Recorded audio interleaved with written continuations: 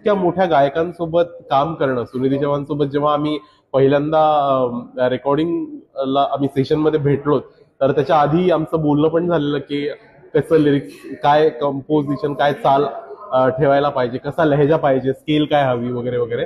आणि सगळ्यात चांगली गोष्ट ही की सुनिधी 3 दिवसापासून गाणं ऐकत होती आणि येस, सो तिला ते गाणं पाठ होतं जेव्हा ती स्टुडिओमध्ये आली. And she even didn't look at the lyrics.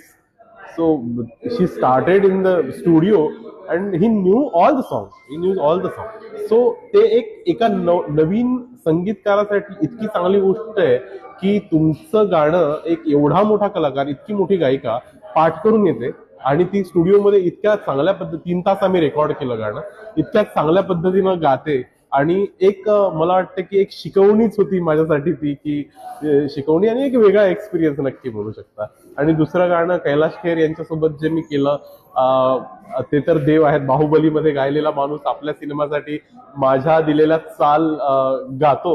मी दिलेली चाल जेव्हा गातो तर तेव्हा नक्कीच पहिल्यांदा डोळ्यातून अश्रू आले आणि नंतर आपलं आपलं काम आपल्याला करायचंय म्हणून आम्ही खूप चांगलं ट्युनिंग आमचं जुळलं होतं. जवळपास 2.5 तास आम्ही गाणं रेकॉर्ड केलं.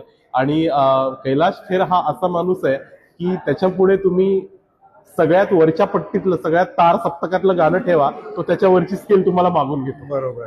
असा माणूस आहे आणि असा वेगळा वेगळा एक्सपिरियन्स माझ्यासोबत झाला. आणि